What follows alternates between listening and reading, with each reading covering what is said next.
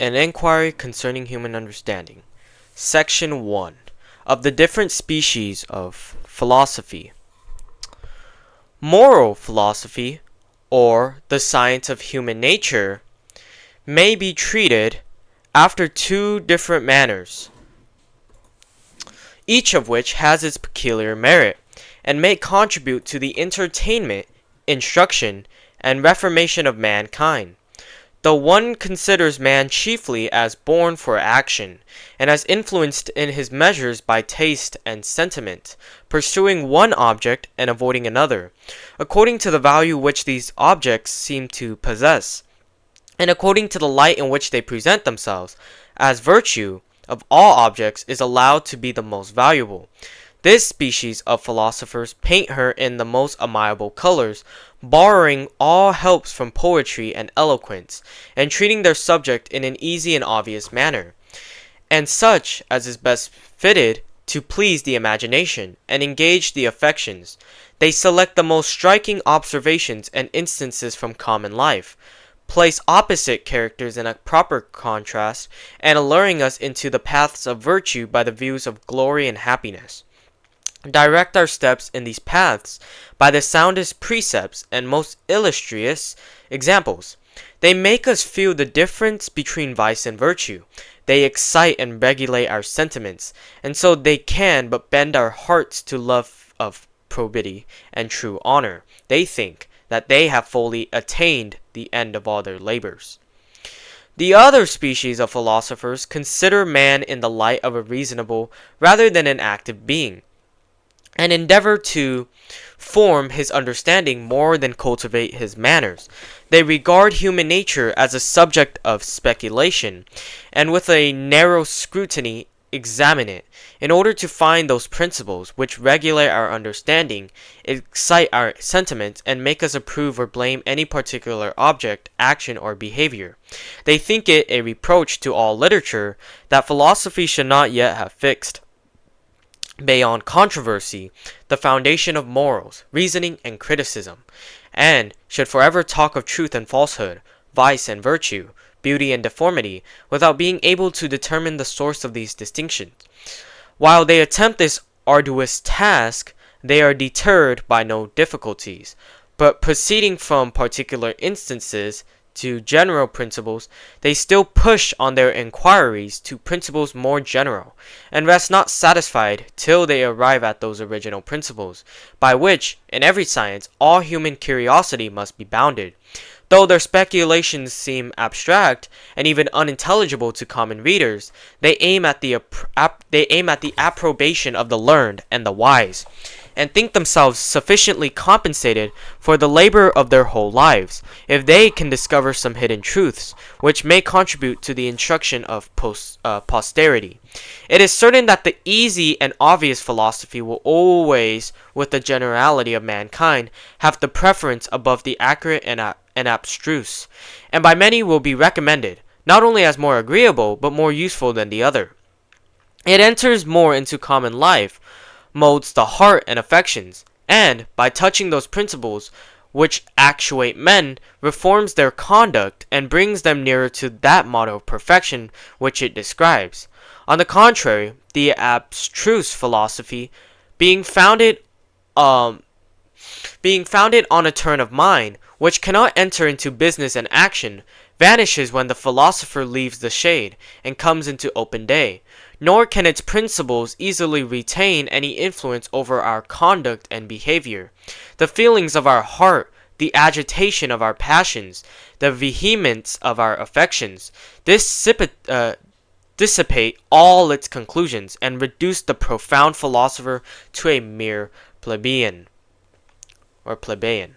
This also must be confessed, that the most durable as well as justice fame has been acquired by the easy philosophy, and that abstract reasoners seem hitherto to have enjoyed only a momentary reputation from the caprice or ignorance of their own age, but have not been able to support their renown with more equitable posterity.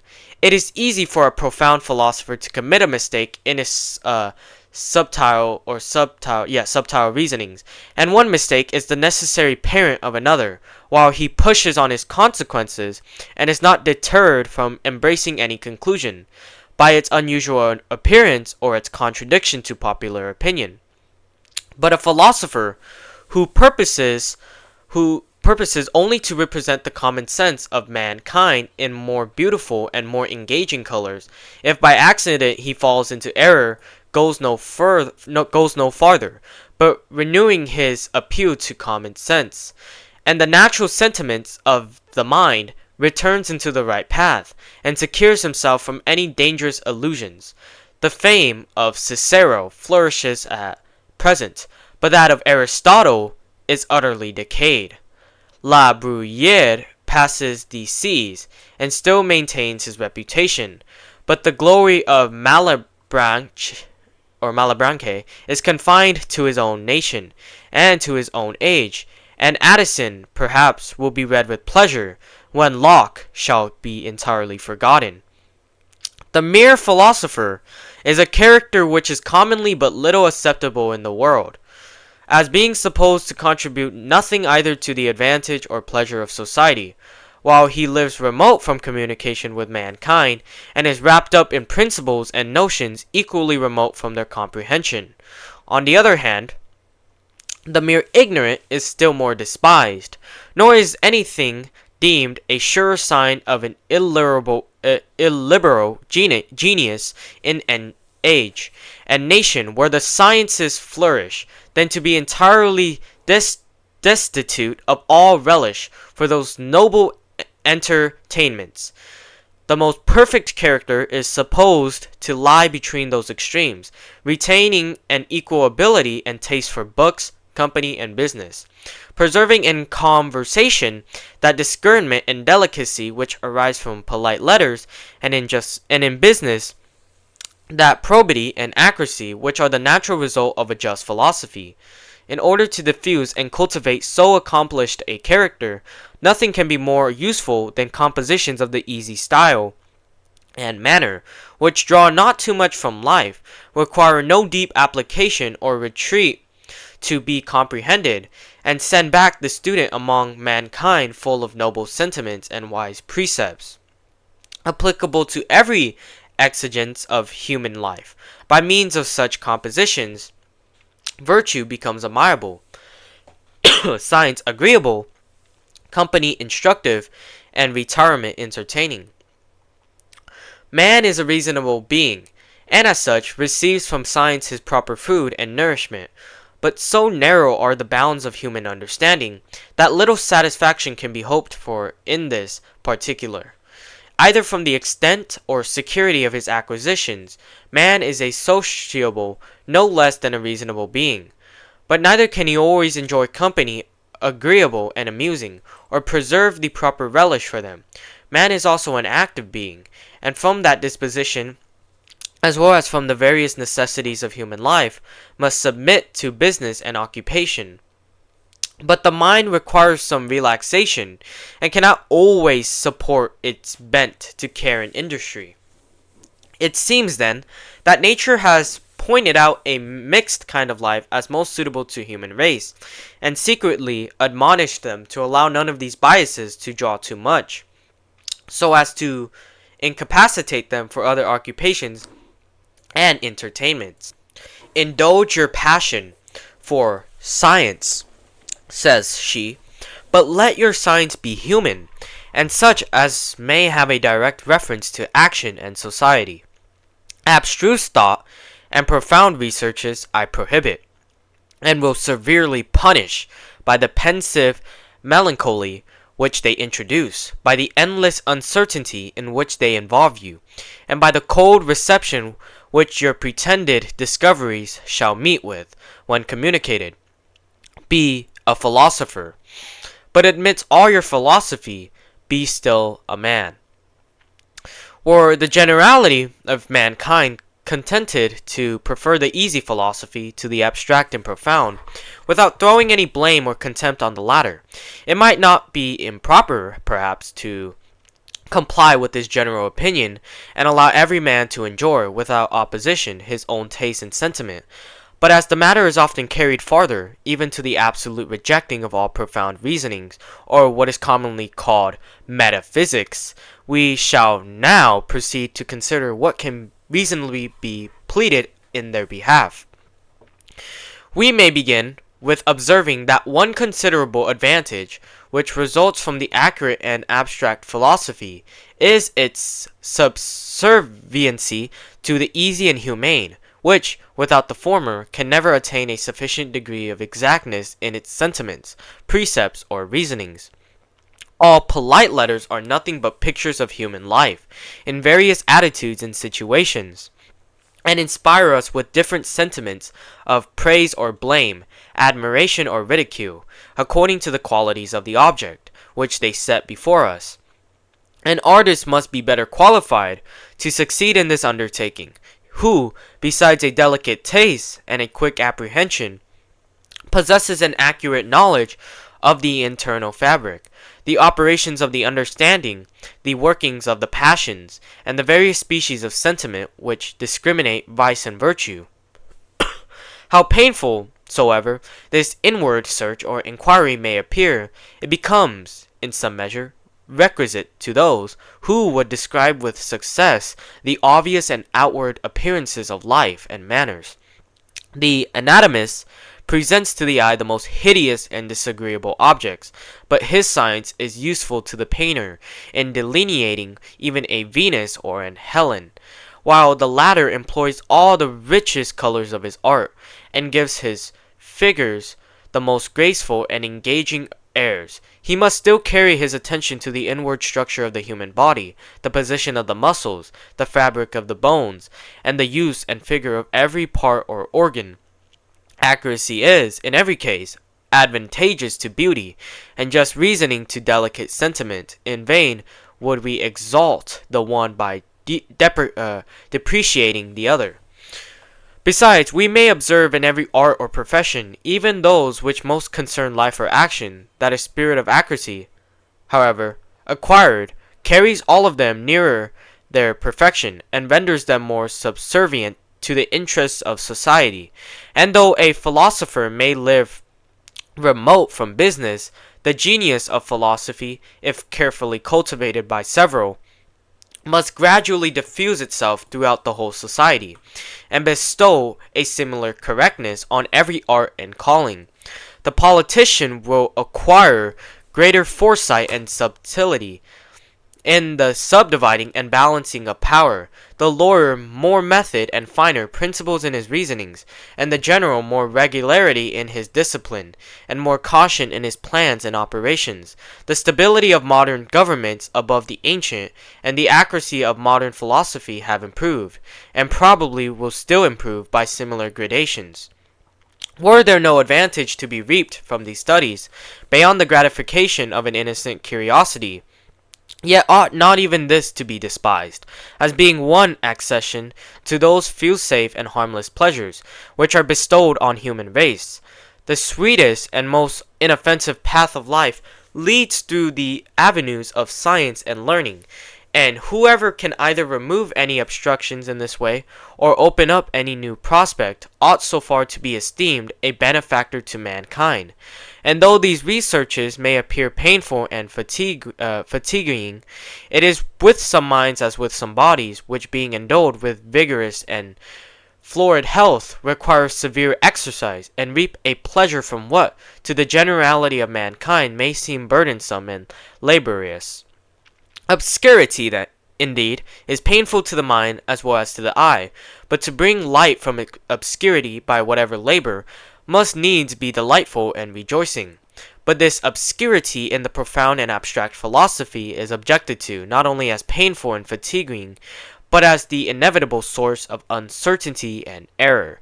Here indeed lies the justice and most plausible objection against a considerable part of metaphysics, that they are not properly a science, but arise either from the fruitless efforts of human vanity, which would penetrate into subjects utterly inaccessible to the understanding, or from the craft of popular superstitions, which, being unable to defend themselves, on fair ground, raise these entangling brambles to cover and protect their weakness.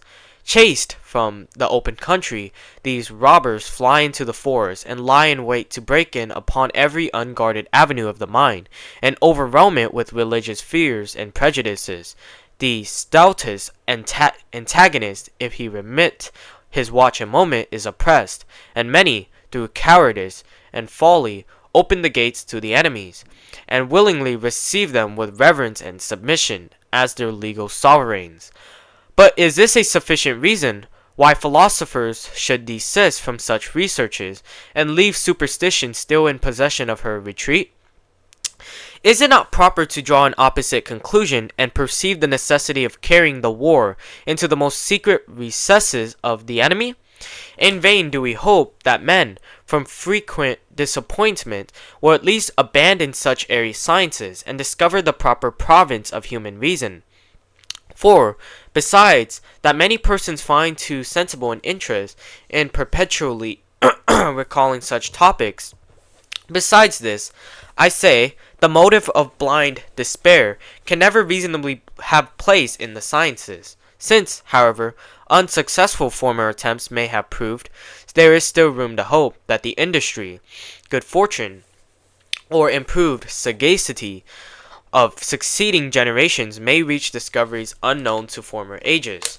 Each adventurous genius will still leap at the arduous prize, and find himself stimulated,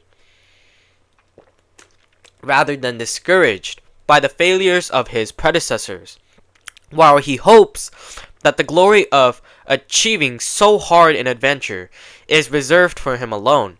The only method of freeing learning at once from these abstruse questions is to inquire seriously into the human nature of understanding, and shew, from an inexact analysis of its powers and capacity, that it is by no means fitted for such remote and abstruse subjects.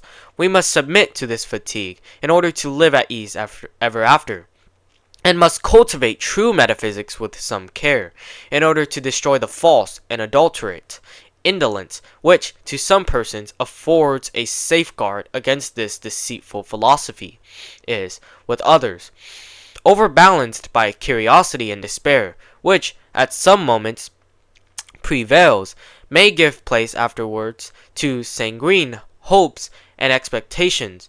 Accurate and just reasoning is the only Catholic remedy, fitted for all persons and all dispositions, and is alone able to subvert that abstruse philosophy and metaphysical jargon, which, being mixed up with popular superstition, renders it in a manner impenetrable to careless reasoners, and gives it the air of science and wisdom.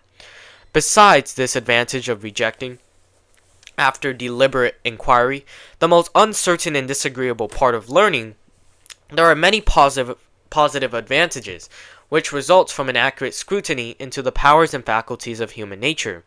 It is remarkable concerning the operations of the mind, that, though most intimately present to us, yet, whenever they become the object of reflection, they seem involved in obscurity, nor can the eye readily find those lines and boundaries which discriminate and distinguish them. The objects are too fine to remain long in the same aspect or situation, and must be apprehended in an instant by a superior penetration derived from nature, and improved by habit and reflection. It becomes, therefore, no inconsiderable part of science barely to know the different operations of the mind, to separate them from each other, to class them under their proper heads, and to correct all that seeming disorder in which they lie involved. When made the object of reflection and inquiry, this task of ordering and distinguishing, which has no merit when performed with regard to external bodies, the objects of our senses, rises in its value, when directed towards the operations of the mind, in proportion to the difficulty and labor which we meet with in performing it. And if we can go no farther than this mental geography, or delineation of the distinct parts and powers of the mind, it is at least a satisfaction to go so far, and the more obvious this science may appear, and it is by no means obvious, the more contemptible still must the ignorance of it be esteemed, in all pretenders to learning and philosophy. Nor can there remain any suspicion that this science is uncertain and chimerical, unless we should entertain such a skepticism as is entirely subversive of all speculation and even action. It cannot be doubted that the mind is endowed with several powers and faculties, that these powers are distinct from each other, that what is really distinct to the immediate perception may be distinguished by reflection, and consequently that there is a truth and falsehood in all propositions on this subject, and a truth and falsehood which lie not beyond the compass of human understanding. There are many obvious distinctions of this kind, such as those between the will and understanding, the imagination and passions, which fall within the comprehension of every human creature, and the finer and more philosophical distinctions are no less real and certain, though more difficult to be comprehended. Some instances, especially late ones, of success in these inquiries may give us a juster notion of the certainty and solidity of this branch of learning. And shall we esteem it worthy the labor of a philosopher to give us a true system of the planets, and adjust the position and order of those remote bodies, while we affect to overlook those who, with so much success, delineate the parts of the mind in which we are so intimately concerned? But may we not hope that philosophy, if cultivated with care and encouraged by the attention of the public, may carry its researches still farther, and discover, at least in some degree, the secret springs and principles by which the human mind is actuated in its operations? Astronomers had long contented themselves with proving from the phenomena the true motions, order, and magnitude of the heavenly bodies, till a philosopher at last arose who seems from the happiest reasoning to have also determined the laws and forces by which the revolutions of the planets are governed and directed. The like has been performed with regard to other parts of nature, and there is no reason to despair of equal success in our inquiries concerning the mental powers and economy if prosecuted with equal capacity and caution. It is probable that one operation and principle of the mind depends on another, which again may be resolved into one more general and universal. And how far these researches may possibly be carried, it will be difficult for us, before or even after a careful trial, exactly to determine. This is certain, that attempts of this kind are every day made even by those who philosophize the most negligently, and nothing can be more requisite than to enter upon the enterprise with thorough care and attention, that if it lie within the compass of human understanding, it may at last be happily achieved. If not, it may, however, be rejected with some confidence and security. This last conclusion surely is not desirable, nor ought it to be embraced too rashly. For how much must we diminish from the beauty and value of this species of philosophy upon such a supposition? Moralists have hitherto been accustomed, when they considered the vast multitude and diversity of those actions that excite our approbation or dislike, to search for some common principle on which this variety of sentiments might depend. And though they have sometimes carried the matter too far, by their passion for some one general principle, it must, however, be confessed that they are excusable in expecting to find some general principles, into which all the vices and virtues were justly to be resolved. The like has been the endeavor of critics, logicians, and even politicians, nor have their attempts have been wholly unsuccessful, though perhaps longer time, greater accuracy, and more ardent application may bring these sciences still nearer their perfection. To throw up at once all their pretensions of this kind may justly be deemed more rash, precipitate, and dogmatical than even the boldest and most affirmative philosophy that has ever attempted to impose its crude dictates and principles on mankind. What though these reasonings concerning human nature seem abstract and of difficult comprehension? This affords no presumption of their falsehood. On the contrary, it seems impossible that what has hitherto escaped so many wise and profound philosophers can be very obvious and easy, and whatever pains these researches may cost us, we may think ourselves sufficiently rewarded, not only in point of profit but of pleasure. If by that means we can make any addition to our stock of knowledge in subjects of such unspeakable importance, but as, after all, the abstractedness of these speculations is no recommendation, but rather a disadvantage to them, and as this difficulty may perhaps be surmounted by care in art, and the avoiding of all unnecessary detail, we have, in the following inquiry, attempted to throw some light upon subjects from which uncertainty has hitherto deterred the wise, and obscurity the ignorant. Happy if we can unite the boundaries of the different species of philosophy, by reconciling profound inquiry with clearness, and truth with novelty. And still more happy, if, reasoning in this easy manner, we can undermine the foundations of an abstruse philosophy, which seems to have hitherto served only as a shelter to superstition, and a cover to absurdity and error. Section 2 of the Origin of Ideas. Everyone will readily allow that there is a considerable difference between the perceptions of the mind when a man feels the pain of excessive heat or the pleasure of moderate warmth, and when he afterwards recalls to his memory this sensation or anticipates it by his imagination.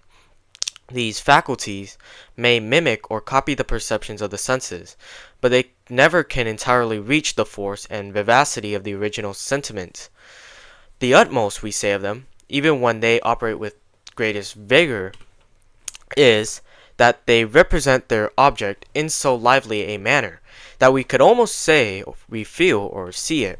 But except the mind be disordered by disease or madness, they never can arrive at such a pitch of vivacity as to render these perceptions altogether undistinguishable. All the colors of poetry, however splendid, can never paint natural objects in such a manner as to make the description be taken for a real landscape. The most lively thought is still inferior to the dullest sensation. We may observe a like distinction to run through all the other perceptions of the mind. A man in a fit of anger is actuated in a very different manner from one who only thinks of that emotion. If you tell me that any person is in love, I easily understand your meaning, and form a just conception of his situation, but never can mistake that conception for the real disorders and agitations of the passion. When we reflect on our past sentiments and affections, our thought is a faithful mirror, and copies its objects truly, but the colors which it employs are faint and dull, in comparison of those in which our original perceptions were clothed. It requires no nice discernment or metaphysical head to mark the distinction between them. Here, therefore, we may divide all the perceptions of the mind into two classes or species, which are distinguished by their different degrees of force and vivacity. The less forcible and lively are commonly denominated thoughts or ideas. The other species want a name in our language, and in most others, I suppose, because it was not requisite for any, but philosophical purposes, to rank them under a general term or appellation. Let us, therefore, use a little freedom, and call them impressions, employing that word in a sense somewhat different from the usual. By the term impression, then, I mean all our more lively perceptions when we hear or see or feel or love or hate or desire or will. And impressions are distinguished from ideas, which are the less lively perceptions, of which we are conscious, when we reflect on any of those sensations or movements above mentioned. Nothing, at first view, may seem more unbounded than the thought of man, which not only escapes all human power and authority, but is not even restrained within the limits of nature and reality to form monsters, and join incongruous shapes and appearances, costs the imagination no more trouble than to conceive the most natural and familiar objects, and while the body is confined to one planet, along which it creeps with pain and difficulty, the thought can in an instant transport us into the most distant regions of the universe, or even beyond the universe, into the unbounded chaos where nature is supposed to lie in total confusion. What never was seen or heard of may yet be conceived, nor is anything beyond the power of thought, except what implies an absolute contradiction. But though our thought seems to possess this unbounded liberty, we shall find, upon a nearer examination, that it is really confined within very narrow limits, and that all this creative power of the mind amounts to no more than the faculty of compounding, transposing, augmenting, or diminishing the materials afforded us by the senses and experience. When we think of a golden mountain, we only join two consistent ideas, that is, gold and mountain, with which we were formerly acquainted. A virtuous horse we can conceive, because from our own feeling we can conceive virtue, and this we may unite to the figure and shape of a horse, which is an animal familiar to us. In short, all the materials of thinking are derived either from our outward or inward sentiment. The mixture and composition of these belongs alone to the mind and will. Or, to express myself in philosophical language, all our ideas or more feeble perceptions are copies of our impressions or more lively ones. To prove this, the following arguments will, I hope, be sufficient. First, when we analyze our thoughts or ideas, however compounded or sublime, we always find that they resolve themselves into such simple ideas as were copied from a precedent feeling or sentiment. Even those ideas which, at first view, seem the most wide of this origin, are found upon a nearer scrutiny to be derived from it. The idea of God, as meaning an infinitely intelligent, wise, and good being, arises from reflecting on the operations of our own mind, and augmenting, without limit, those qualities of goodness and wisdom. We may prosecute this inquiry to what length we please, where we shall always find that every idea which we examine is copied from a similar impression. Those who would assert that this position is not universally true, nor without exception, have only one, and that an easy method of refuting it, by producing that idea which, in their opinion, is not derived from this source. It will then be incumbent on us, if we would maintain our doctrine, to produce the impression or lively perception which corresponds to it. Secondly, if it happen, from a defect of the organ, that a man is not susceptible of any species of sensation, we always find that he is as little susceptible of the correspondent ideas. A blind man can form no notion of colors, a deaf man of sounds, restore either of them that sense in which he is deficient. By opening this new inlet for his sensations, you also open an inlet for the ideas, and he finds no difficulty in conceiving these objects. The case is the same if the object proper for exciting any sensation has never been applied to the organ.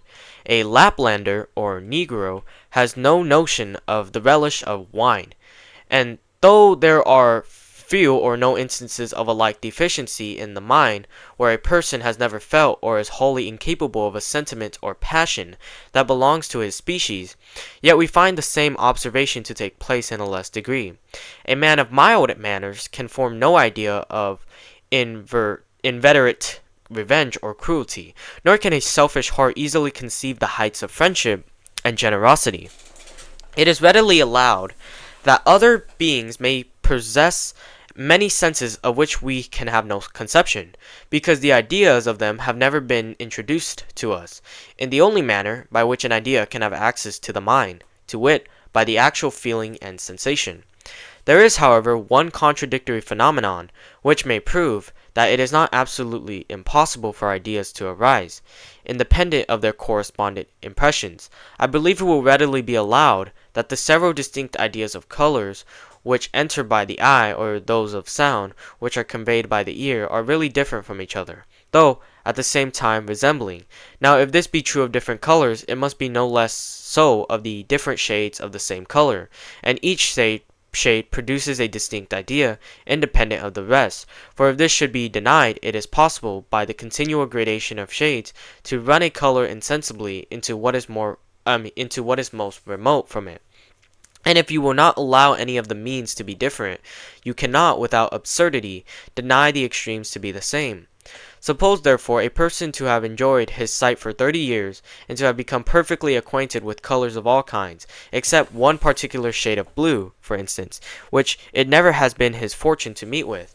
Let all the different shades of that color, except that single one, be placed before him, descending gradually from the deepest to the lightest. It is plain that he will perceive a blank where that shade is wanting, and will be sensible that there is a greater distance in that place between the contiguous colors than in any other. Now I ask, whether it be possible for him, from his own imagination, to supply this deficiency, and raise up to himself the idea of that particular shade, though it had never been conveyed to him by his senses? I believe there are few, but will be of opinion that he can, and this may serve as a proof that the simple ideas are not always in every instance derived from the correspondent impressions, though this instance is so singular that it is scarcely worth our observing, and does not merit that for it alone we should alter our general maxim. Here, therefore, is a proposition, which not only seems in itself simple and intelligible, but, if a proper use were made of it, might render every dispute equally intelligible, and banish all that jargon which has so long taken possession of metaphysical reasonings, and drawn disgrace upon them. All ideas, especially abstract ones, are naturally faint and obscure. The mind has but a slender hold of them. They are apt to be confounded with other resembling ideas, and when we have often employed any term, though without a distinct meaning, we are apt to imagine it has a determinate idea annexed to it.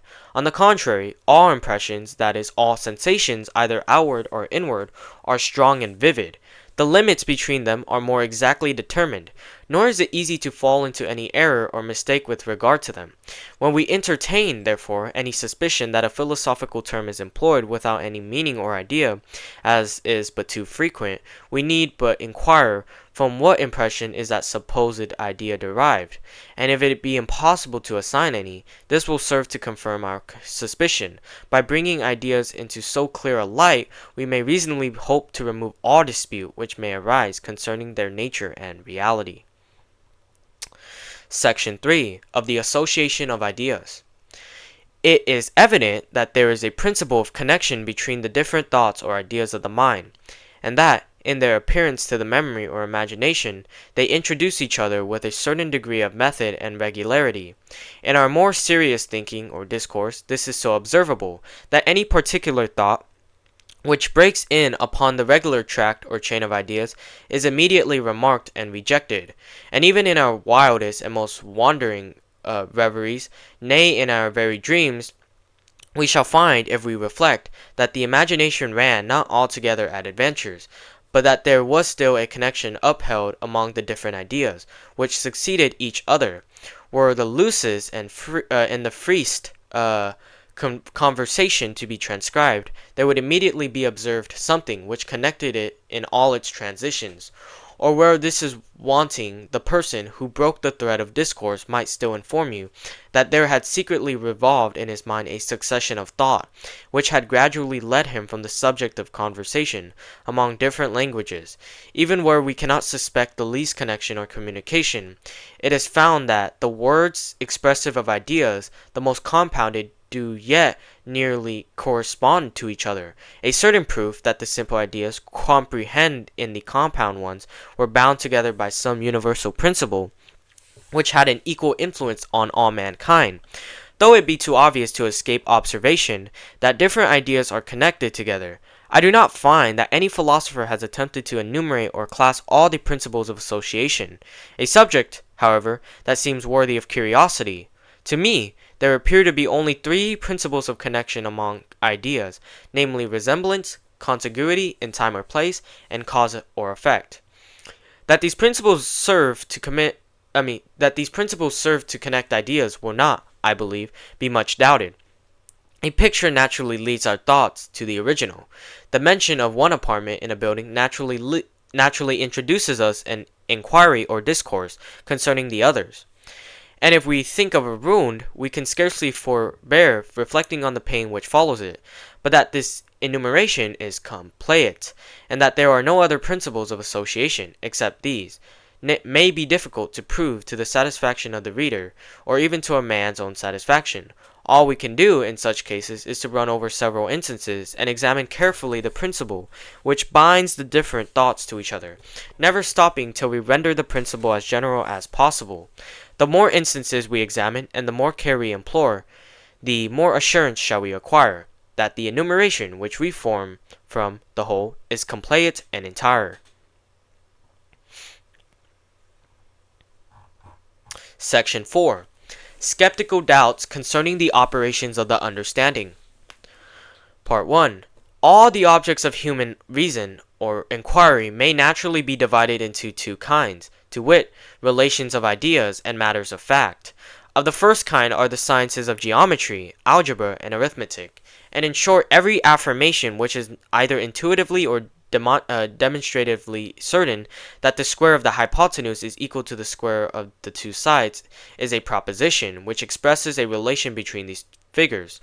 That 3 times 5 is equal to the half of 30 expresses a relation between these numbers. Propositions of this kind are discoverable by the mere operation of thought, without dependence without dependence on what is anywhere existent in the universe. Though there never were a circle or a triangle in nature, the truths demonstrated by Euclid would forever retain their certainty and evidence, while matters of fact, which are the second objects of human reason, are not ascertained in the same manner, nor is our evidence of their truth, however great, of a like nature with the foregoing. The contrary of every matter of fact is still possible, because it can never imply a contradiction, and is conceived by the mind with the same facility and distinctness, as if ever so conformable to reality. That the sun will not rise tomorrow is no less intelligible a proposition, and implies no more contradiction than the affirmation that it will rise. We should in vain, therefore, attempt to demonstrate its falsehood. Were it demonstratively false, it would imply a contradiction, and could never be distinctly conceived by the mind. It may, therefore, be a subject worthy of curiosity to inquire what is the nature of that evidence, which assures us of any real existence and matter of fact, beyond the present testimony of our senses, or the records of our memory. This part of philosophy, it is observable, has been little cultivated either by the ancients or moderns, and therefore our doubts and errors in the prosecution of so important an inquiry may be the more excusable. While we march through such difficult paths without any guide or direction, they may even prove useful by exciting curiosity and destroying that implicit faith and security which is the bane of all reasoning and free inquiry. The discovery of defects in the common philosophy, if any such there be, will not, I presume, be a discouragement, but rather an incitement, as is usual, to attempt something more full and satisfactory than has yet been proposed to the public. All reasonings concerning matter of fact seem to be founded on the relation of cause and effect. By means of that relation alone we can go beyond the evidence of our memory and senses. If you were to ask a man why he believes any matter of fact which is absent, for instance, that his friend is in the country or in France, he would give you a reason, and this reason would be some other fact, as a letter received from him, or the knowledge of his former resolutions and promises. A man, finding a watch or any other machine in a desert island, would conclude that there had once been men in that island. All our reasonings concerning fact are of the same nature, and here it is constantly supposed that there is a connection between the present fact and that which is inferred from it. Were there nothing to bind them together, the inference would be entirely precarious. The hearing of an articulate voice and rational discourse in the dark assures us of the presence of some person. Why? Because these are the effects of the human make and fabric, and closely connected with it. If we anatomize all the other reasonings of this nature, we shall find that they are founded on the relation of cause and effect, and that this relation is either near or remote, direct or collateral. Heat and light are collateral effects of fire, and the one effect may justly be inferred from the other. If we should satisfy ourselves, therefore, concerning the nature of that evidence, which assures us of matters of fact, we must inquire how we arrive at the knowledge of cause and effect. I shall venture to affirm, as a general proposition which admits of no exception, that the knowledge of this relation is not, in any instance, attained by reasonings a priori, but arises entirely from experience. When we find that any particular objects are constantly conjoined with each other, let an object be presented to a man of ever so strong natural reason and abilities. If that object be entirely new to him, he will not be able, by the most accurate examination of its sensible qualities, to discover any of its causes or effects. Adam, though his rational faculties be supposed, at the very first, entirely perfect, could not have inferred from the fluidity and transparency of water that it would suffocate him, or from the light and warmth of fire that it would consume him. No object ever discovers by the qualities which appear to the senses either the causes which produced it or the effects which will arise from it. Nor can our reason, unassisted by experience, ever draw any inference concerning real existence and matter of fact. This proposition, that causes and effects are discoverable, not by reason but by experience, will readily be admitted with regard to such objects, as we remember to have once been altogether unknown to us, since we must be conscious of the utter inability which we then lay under of foretelling what would arise from them. Present two smooth pieces of marble to a man who has no tincture of natural philosophy. He will never discover that they will adhere together in such a manner as to require great force to separate them in a direct line, while they make so small a resistance to a lateral pressure. Such events as bear little analogy to the common course of nature, are also readily confessed to be known only by experience, nor does any man imagine that the explosion of gunpowder, or the attraction of a lodestone, could ever be discovered by arguments a priori.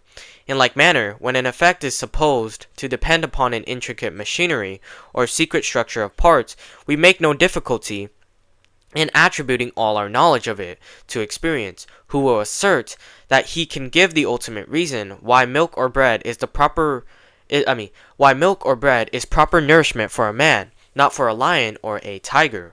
But the same truth may not appear at first sight to have the same evidence with regard to events, which have become familiar to us from our first appearance in the world, which bear a close analogy to the whole course of nature, and which are supposed to depend on the simple qualities of objects. Without any secret structure of parts, we are apt to imagine that we could discover these effects by the mere operation of our reason, without experience. We fancy that were we brought on a sudden into this world, we could at first have inferred that one billiard ball would communicate motion to another upon impulse, and that we needed not to have waited for the event in order to pronounce with certainty concerning it. Such is the influence of custom, that, where it is strongest, it not only covers our natural ignorance, but even conceals itself, and seems not to take place merely because it is found in the highest degree. But to convince us that all the laws of nature, and all the operations of bodies without exception, are known only by experience, the following reflections may, perhaps, suffice, were any object presented to us, and were we required to pronounce concerning the effect which will result from it, without consulting past observation. After what manner, I beseech you, must the mind proceed in this operation? It must invent or imagine some event, which it ascribes to the object as its effect, and it is plain that this invention must be entirely arbitrary. The mind can never possibly find the effect in the supposed cause, by the most accurate scrutiny and examination, for the effect is totally different from the cause, and consequently can never be discovered in it. Motion in the second billiard ball is a quite distinct event from motion in the first, nor is there any thing in the one to suggest the smallest hint of the other. A stone or piece of metal raised into the air and left without any support immediately falls. But to consider the matter a priori, is there anything we discover in this situation which can beget the idea of a downward rather than an upward or any other motion in the stone or metal? And as The first imagination or invention of a particular effect in all natural operations is arbitrary, where we consult to not experience. So must we also esteem the supposed tie or connection between the cause and effect, which binds them together and renders it impossible that any other effect could result from the operation of that cause. When I see, for instance, a billiard ball moving in a straight line towards another, even supposed motion in the second ball should by accident be suggested to me as the result of their contact or impulse. May I not conceive that 100 different events might as well follow from that cause? May not both these balls remain at absolute rest? May not the first ball return in a straight line or leap off from the second in any line or direction? All these suppositions are consistent and conceivable. Why then should we give the preference to one, which is no more consistent or conceivable than the rest? All our reasonings a priori would never be able to shew us any foundation for this preference. In a word, then, every effect is a distinct event from its cause. It could not, therefore, be discovered in the cause, and the first invention or conception of it a priori must be entirely arbitrary, and even after it is suggested, the conjunction of it with the cause must appear equally arbitrary, since there are always many other effects, which to reason must seem fully as consistent and natural. In vain, therefore, should we pretend to determine any single event, or infer any cause or effect, without the assistance of observation and experience. Hence, we may discover the reason why no philosopher who is rational and modest has ever pretended to assign the ultimate cause of any natural operation, or to show distinctly the action of that power which produces any single effect in the universe. It is confessed that the utmost effort of human reason is to reduce the principles productive of natural phenomena to a greater simplicity, and to resolve the many particular effects into a few general causes, by means of reasonings from analogy, experience, and observation.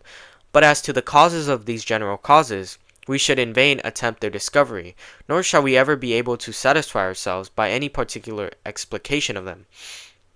These ultimate springs and principles are totally shut up from human curiosity and inquiry. Elasticity, gravity, cohesion of parts, communication of motion by impulse, these are properly the ultimate causes and principles which we shall ever discover in nature, and we may esteem ourselves sufficiently happy if, by accurate inquiry and reasoning, we can trace up the particular phenomena to, or near to, these general principles. The most perfect philosophy of the natural kind only staves off our ignorance a little longer, as perhaps the most perfect philosophy of the moral or metaphysical kind serves only to discover large portions of it. Thus the observation of human blindness and weakness is the result of all philosophy, and meets us at every turn in spite of our endeavors to elude or avoid it. Nor is geometry, when taken into the assistance of natural philosophy, ever able to remedy this defect, or lead us into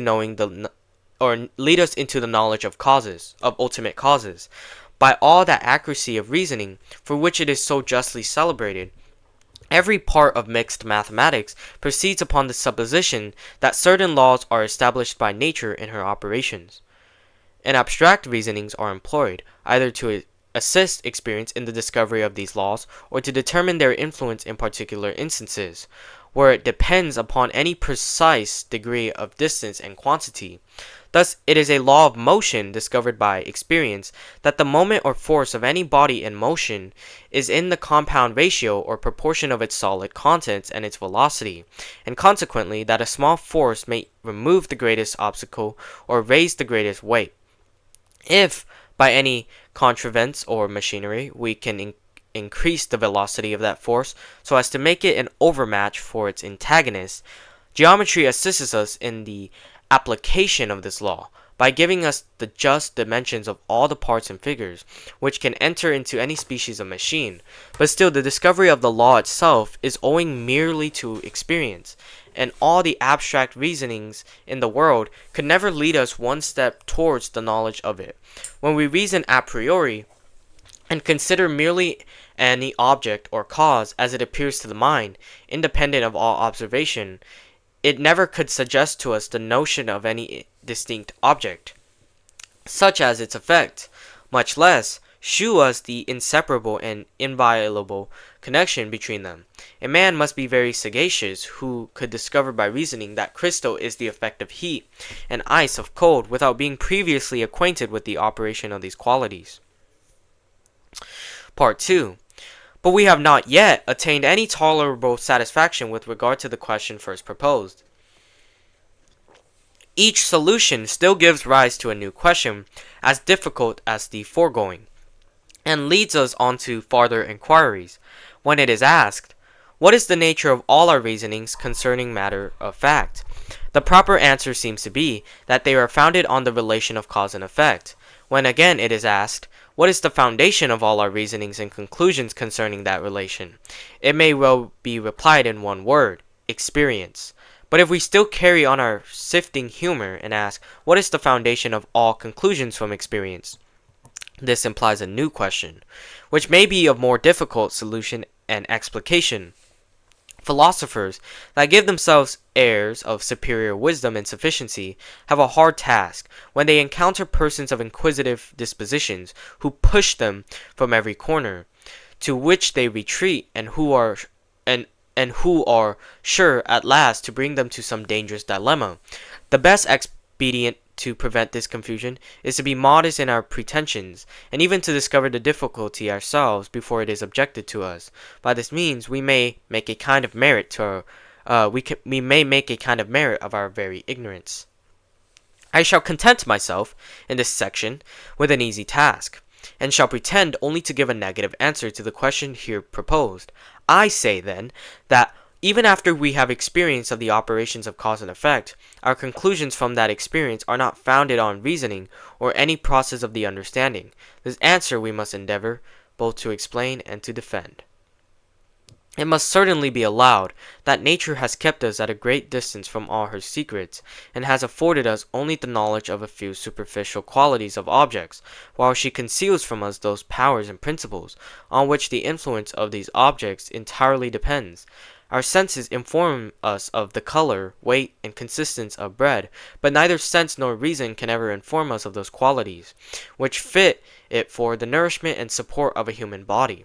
Sight or feeling conveys an idea of the actual motion of bodies. But as to that wonderful force or power which would carry on a moving body for ever in a continued change of place, and which bodies never lose but by communicating it to others, of this we cannot form the most distant conception, but notwithstanding this ignorance of natural powers and principles, we always presume, when we see like sensible qualities, that they have like secret powers, and expect that effects, similar to those which we have experienced, will follow from them. If a body of like color and consistence with that bread, which we have formerly eat, be presented to us, we make no scruple of repeating the experiment, and foresee, with certainty, like nourishment and support. Now this is a process of the mind or thought, of which I would willingly know the foundation. It is allowed on all hands that there is no known connection between the sensible qualities and the secret powers, and consequently that the mind is not led to form such a conclusion concerning their constant and regular conjunction by anything which it knows of their nature. As to past experience, it can be allowed to give direct and certain information of those precise objects only, and that precise period of time which fell under its cognizance. But why this experience should be extended to future times and to other objects, which for aught we know may be only in appearance similar, this is the main question on which I would insist. The bread which I formerly eat nourished me, that is, a body of such sensible qualities, was at that time endued with such secret powers. But does it follow that other bread must also nourish me at another time, and that like sensible qualities must always be attended with like secret powers? The consequence seems nowise necessary. At least it must be acknowledged that there is here a consequence drawn by the mind, that there is a certain step taken, a process of thought, and an inference which wants to be explained. These two propositions are far from being the same. I have found that such an object has always been attended with such an effect, and I foresee that other objects which are, in appearance, similar will be attended with similar effects. I shall allow, if you please, that the one proposition may justly be inferred from the other. I know, in fact, that it always is inferred, but if you insist that the inference is made by a chain of reasoning, I desire you to produce that reasoning. The connection between these propositions is not intuitive. There is a required medium, which may enable the mind to draw such an inference. If indeed it be drawn by reasoning and argument, what that medium is, I must confess, passes my comprehension, and it is incumbent on those to produce it, who assert that it really exists, and is the origin of all our conclusions concerning matter of fact. This negative argument must certainly, in process of time, become altogether convincing, if many penetrating and able philosophers shall turn their inquiries this way, and no one be ever able to discover any connecting proposition or intermediate step which supports the understanding in this conclusion. But as the question is yet new, every reader may not trust so far to his own penetration as to conclude, because an argument escapes his inquiry, that therefore it does not really exist. For this reason, it may be requisite to venture upon a more difficult task, enumerating all the branches of human knowledge, endeavor to shew that none of them can afford such an argument. All reasonings may be divided into two kinds, namely, demonstrative reasoning, or that concerning relations of ideas, and moral reasoning, or that concerning matter of fact and existence. That there are no demonstrative arguments in the case seems evident, since it implies no contradiction. That the course of nature may change, and that an object, seemingly like those which we have experienced, may be attended with different or contrary effects. May I not clearly and distinctly conceive what a body falling from the clouds, and which, in all other respects, resembles snow, has yet the taste of salt or feeling of fire?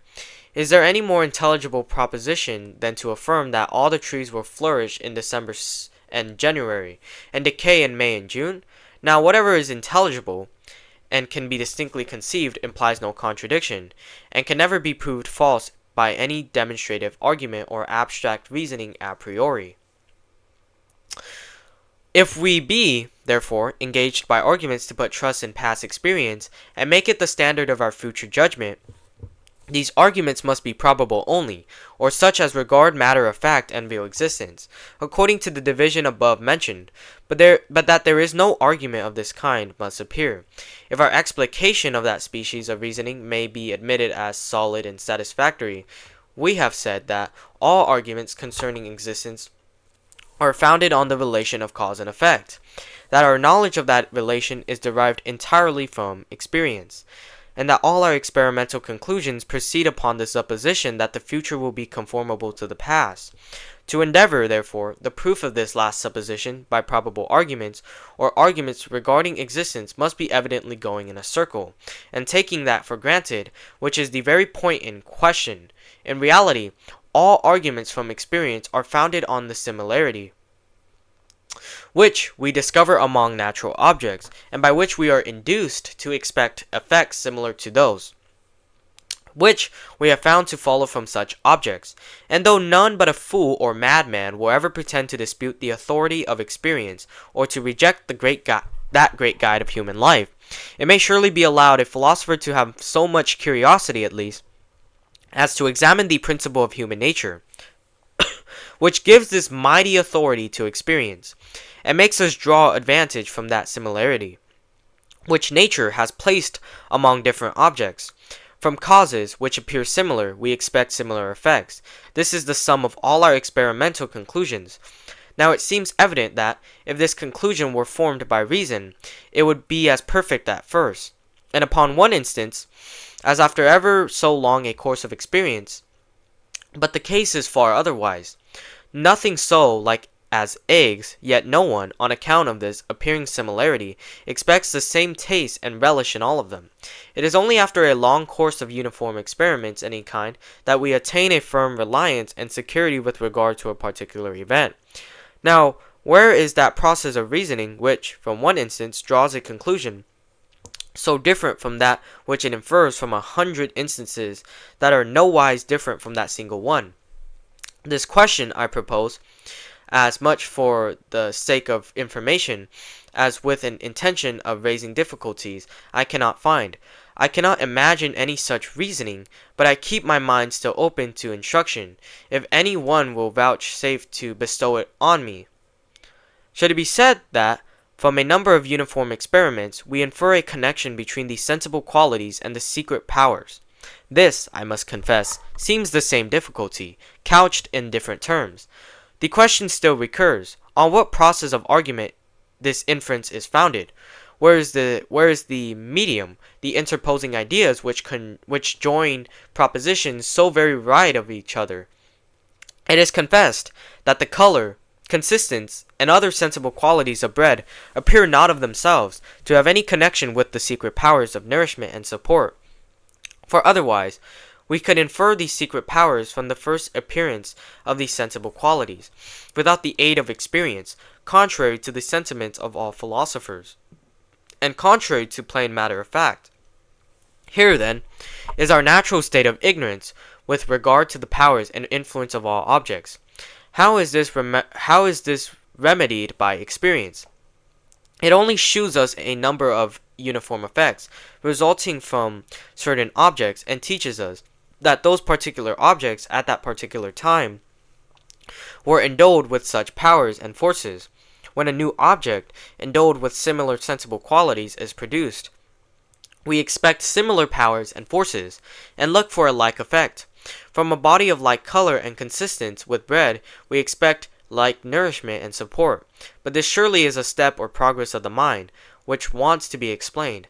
When a man says, I have found in all past instances such sensible qualities conjoined with such secret powers, and when he says, similar sensible qualities will always be conjoined with similar secret powers, he is not guilty of a tautology, nor are these propositions in any respect the same. You say that the one proposition is an inference from the other, but you must confess that the inference is not intuitive, neither is it demonstrative. Of what nature is it then? To say that it is experimental is begging the question, for all inferences from experience suppose as their foundation that the future will resemble the past, and that similar powers will be conjoined with similar sensible qualities. If there be any suspicion that the course of nature may change, and that the past may be no rule for the future, all experience becomes useless, and can give rise to no inference or conclusion. It is impossible, therefore, that any arguments from experience can prove this resemblance of the past to the future, since all these arguments are founded on the supposition of that resemblance. Let the course of things be allowed hitherto ever so irregular, that alone, without some new argument or inference, proves not that for the future it will continue so. In vain do you pretend to have learned the nature of bodies from your past experience. Their secret nature, and consequently all their effects and influence, may change, without any change in their sensible qualities. This happens sometimes, and with regard to some objects. Why may it not happen always, and with regard to all objects? What logic, what process of argument secures you against this supposition?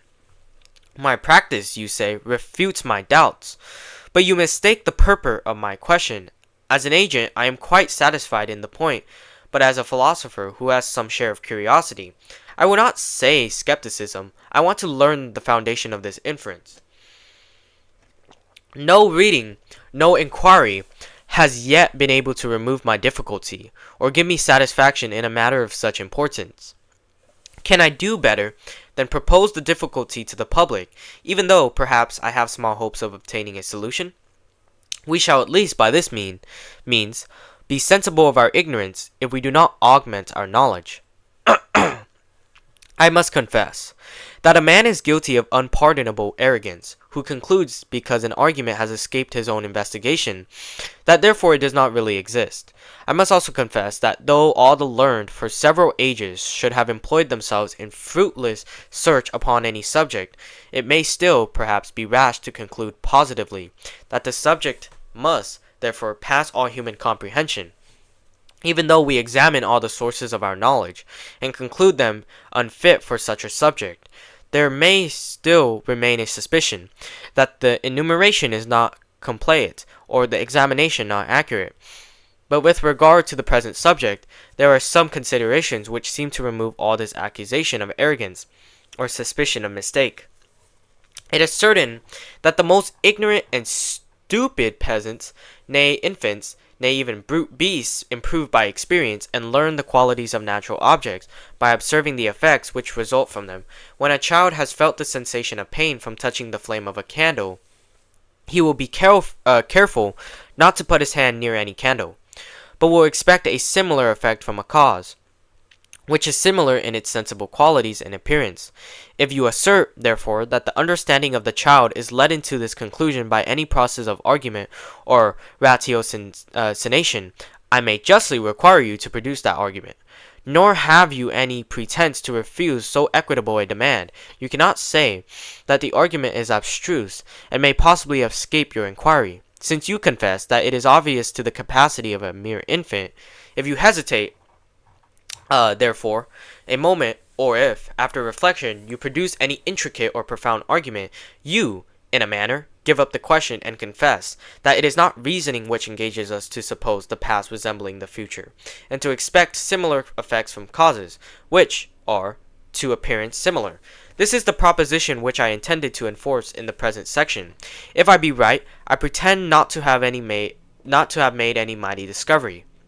And if I be wrong, I must acknowledge myself to be indeed a very backward scholar, since I cannot now discover an argument which, it seems, was perfectly familiar to me long before I was out of my cradle.